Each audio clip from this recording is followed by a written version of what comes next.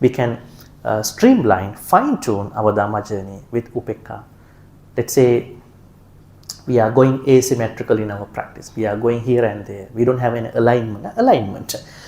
If your Dhamma journey is going here, here, here, you have no focus, then you must bring Upekkhā to align your Dhamma journey. That's the fourth one.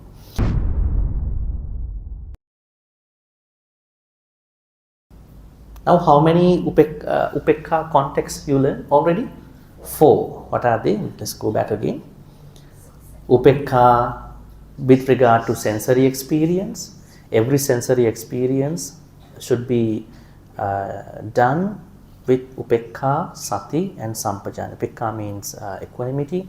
You have to balance out, and you have to have the mindfulness, we call bare awareness. You have to have the clear comprehension.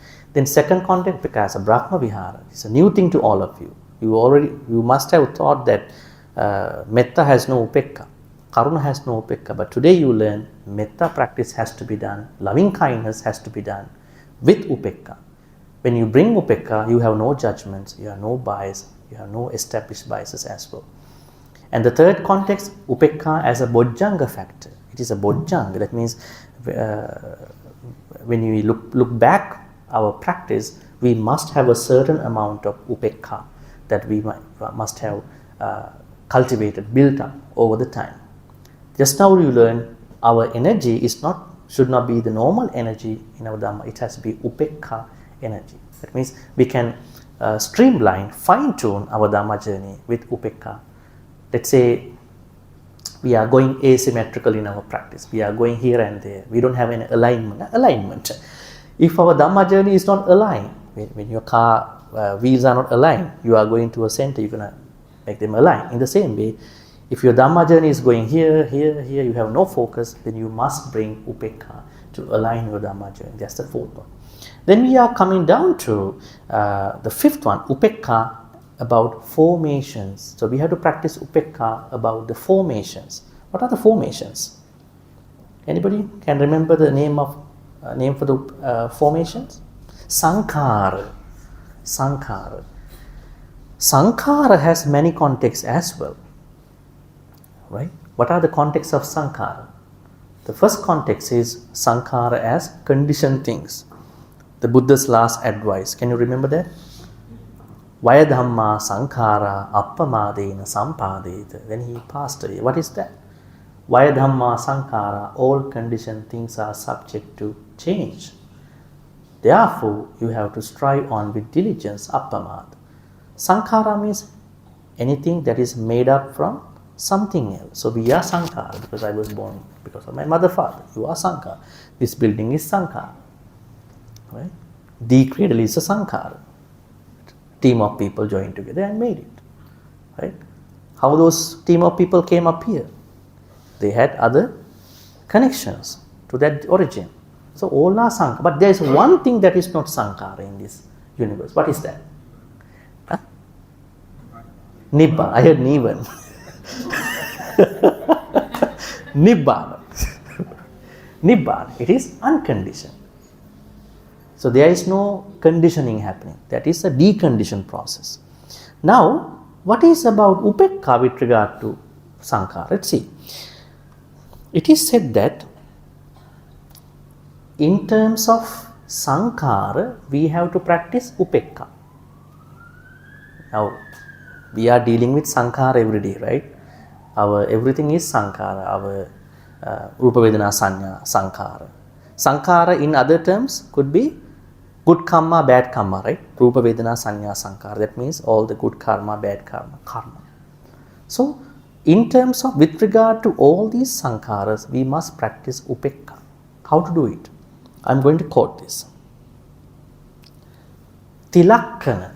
Tilakkana means anicca, dukkha, anatta. These are the three universal characteristics that we have to understand. But they have been largely misused by many people in their own ways. The Tilakkana provides these three things. Sabbe sankhara dukkha.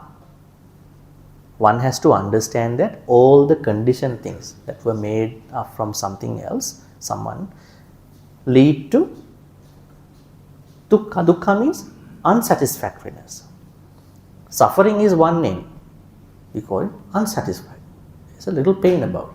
Then all sankharas, formations, are changing. Then all sankharas cannot be taken as I, me, myself.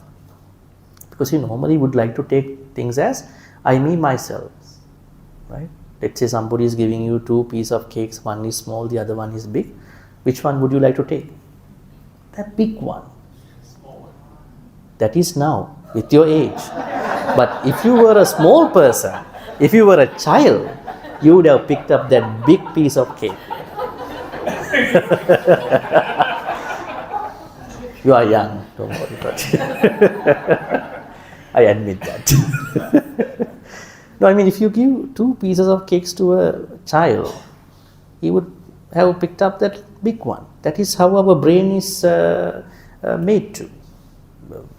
Self-centeredness comes from, birth, right? That is how it works, our brain. So, Sabbe Dhamma Anatta means, in terms of the things in our life, we would like to take them always as I, me, myself. But the moment if we think that I want to deconstruct this I, me, myself, I want to think that it's not me. I cannot take it by myself.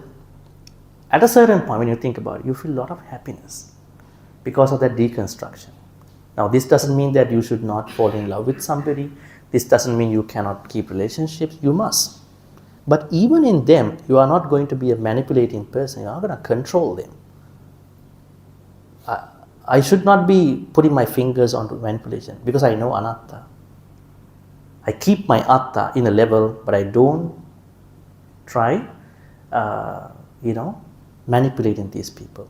That part can be understood by only practicing anatta. So those people who are doing that don't know anatta. That is why they are going to control. So that means these 3 things are not negative things. The more you understand these things, your life will become easier, more comfortable, happier. If you look at problems in many people's lives, family roles, relationship things, money matters, life, country issues, you see that it is because of lack of understanding about these 3 things. Now, what we need is we have to bring the Upekkhā understanding to these 3. Then only we understand these 3 things very well. Only when you have Upekkhā, you understand all conditioned things lead to certain unsatisfactoriness one day. And all conditioned things also lead to changes. All conditioned things finally cannot be taken as I, me, myself. So when you have this understanding, you have a healthy relationship with everybody. And you have a good understanding about what's happening. You are not pushing people. You are not manipulating. You are not worrying a lot. Right? You are not going to be a perfectionist. Right? You have all the, good understanding. Only Upekkhā can give you that understanding to you. Right? So Upekkhā